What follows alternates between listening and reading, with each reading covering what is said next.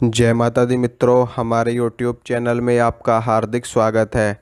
Comment में एक प्रश्न मुझसे किसी ने पूछा था। प्रश्न ये था कि मैं बहुत ज़्यादा साधनाएं करता हूँ, बहुत ज़्यादा मंत्रों का जप करता हूँ, हवन भी करता हूँ और मंदिर भी नियमित रूप से जाता हूँ, लेकिन उसके बावजूद भी मैं बहुत ज़्यादा परेशान हूँ, बहुत ज़्यादा दुखी हूँ, बहुत ज़्यादा संकट में हूँ।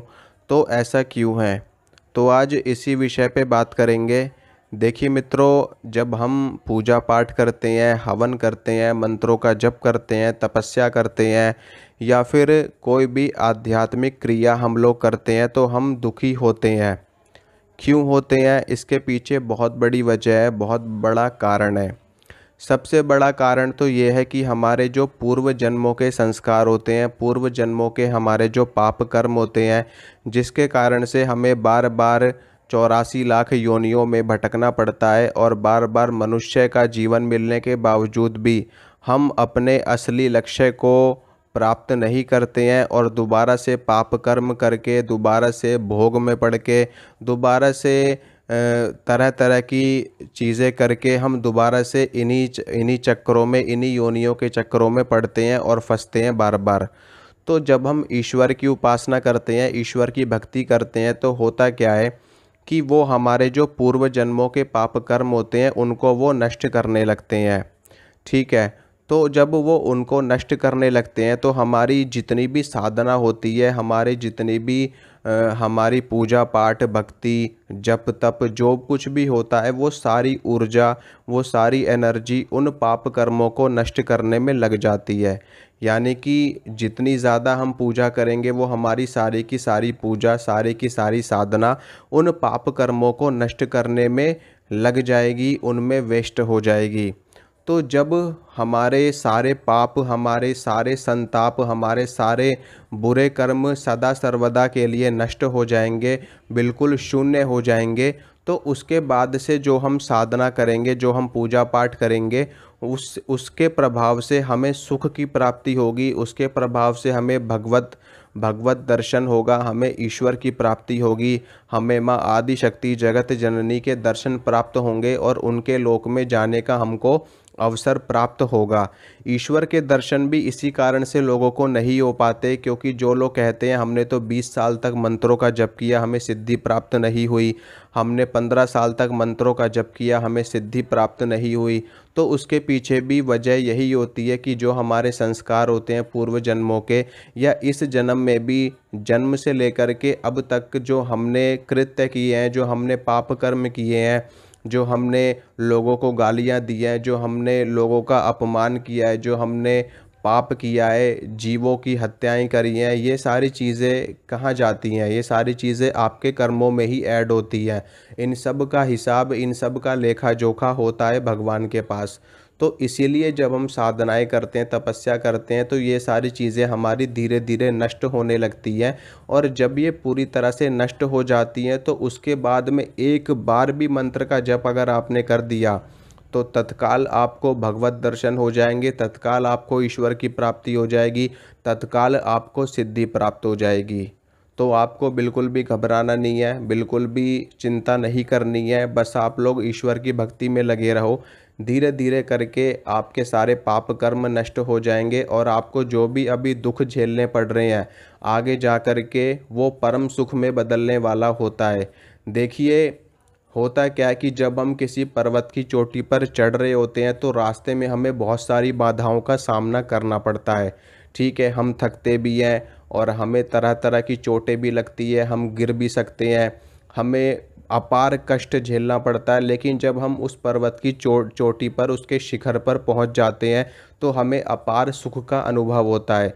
इसी प्रकार से जब हम भूमि में से जल निकालते हैं तो हमें कष्ट का सामना करना पड़ता है, हमें बार बार धरती को खोदना पड़ता है, बार बार मिट्टी को खोदना पड़ता है। खोदते खोदते जब हम उसको लगातार खोदते रहते हैं, कितनी मेहनत करते हैं, कितना ज़्यादा परिश्रम करते हैं, कितना ज़्यादा श्रम करते हैं, उसके बाद में जब हमें पानी मिलता है, हमें जल उपलब्ध होता है, तो उससे हमें कितना ज़्यादा सुख की प्राप्ति होती है। ठीक है, आपने पूरे दिन कुछ भी ना खाया हो, ठीक है, पूरे दिन आप बिल्कुल भूखे रहे हो, लेकिन जब उसके बाद में आपको भोजन की प्राप्ति होगी और वो भोजन एकदम अगर बिल्कुल स्वादहीन भी होगा ना, और जैसे ही वो आपके पेट के अंदर जाएगा आपको अपार सुख की प्राप्ति होगी। तो इसी प्रकार से जब आप साधना कर रहे होते हो तो ईश्वर आपको तपस्या की अग्नि में पका रहे होते हैं, उसमें आपको जला रहे होते हैं, उसमें आपके समस्त पाप कर्म दुष्कर्म नष्ट कर रहे होते हैं। आपकी सभी सभी संताप, आपकी ईर्ष्या लोभ मोह मद मात्सर्य, इन सारी चीज़ों को नष्ट कर रहे होते हैं। आपके अहंकार को, आपकी आपकी बुरी सोच को, बुरी प्रवृत्ति को, आपके मोह को, माया को, इन सब को वो नष्ट कर रहे होते हैं। यानी कि वो आपको इतना ज़्यादा तपा देते हैं कि उसके बाद में आपको महान सुख की प्राप्ति होगी, आपको भगवत दर्शन होगा, आपको ईश्वर की प्राप्ति होगी, और उसके बाद में कभी भी आपको जीवन में दुख का चेहरा देखने को नहीं मिलेगा, यानी कि कभी भी दुख आपके जीवन में नहीं आएगा। तो इसलिए आप अपनी साधना पे लगे रहिए, अपनी भक्ति पे लगे रहिए। धीरे धीरे करके आपके समस्त पाप कर्म नष्ट हो जाएंगे और आपको सिद्धि भी प्राप्त हो जाएगी, आपको ईश्वर की कृपा भी प्राप्त होगी, और आपके जीवन में जितने भी दुख आपको देखने को मिल रहे हैं वो सारे दुख नष्ट हो जाएंगे अपने आप ही। तो ऐसा कभी नहीं सोचना चाहिए, क्योंकि हमने इतने पाप कर्म किए हैं, और जब हम साधनाएं करते हैं, पूजा करते हैं, तो उसके प्रभाव से जो हमें दंड मिलना चाहिए, जो हमें सज़ा मिलनी चाहिए, वो सिर्फ़ एक छोटी सी सज़ा में बदल जाती है। मान लीजिए आपको तलवार लगने वाली है और आपको सिर्फ सुई लगती है, और उस सुई के लगने को ही आप कहते हो कि हमें कितना ज़्यादा कष्ट हो रहा है, कितना ज़्यादा दुख हमें झेलना पड़ रहा है। हो सकता है ईश्वर ही आपकी रक्षा कर रहे हो सकता है माँ भगवती आदि शक्ति ही आपकी रक्षा कर रही हैं, जो आपको इतना भारी दंड मिलना चाहिए था उसके स्थान पर आपको सिर्फ छोटा सा दंड ही मिला है। तो ऐसा कभी नहीं सोचना चाहिए। भगवान सदैव रक्षा करते हैं, सदैव हम पर कृपा करते हैं। ये तो हमारे ही कर्म होते हैं जो हम उनसे अलग हो जाते हैं, हम उनको पहचान नहीं पाते, या जब हम उनको पहचानते हैं तो कई वर्ष बीत जाते हैं और उनको पहचानने में इतना समय लगता है। तो कोई भी व्यक्ति भगवान की भक्ति से दुखी नहीं होता। भगवान सबको सुखी करते हैं, सबको अपना आशीर्वाद देते हैं। सिर्फ और सिर्फ दुखी हम क्यों होते हैं? क्योंकि जो हमारे कर्म खराब होते हैं, हमारे खराब कर्मों की वजह से ही हमें दुख झेलना पड़ता है। बल्कि भगवान तो हमारी रक्षा करते हैं। जहाँ पर हमें बहुत भारी सज़ा मिलने वाली होती है, वहाँ पर हमें छोटी सी सज़ा मिल जाती है अगर हम भगवान की शरण में होते हैं, माँ भगवती आदि शक्ति की शरण में होते हैं। तो आप बस ईश्वर के चरणों में पड़े रहो, उनकी शरण में जाओ, उनकी पूजा पाठ में लगे रहो, उनकी भक्ति में लगे रहो।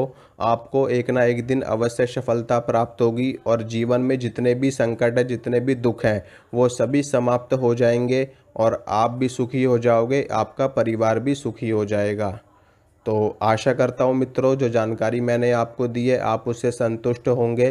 तो वीडियो को लाइक कीजिए, वीडियो को शेयर कीजिए, और चैनल को सब्सक्राइब करिए। मिलूँगा आपसे अगली वीडियो में। जय माता।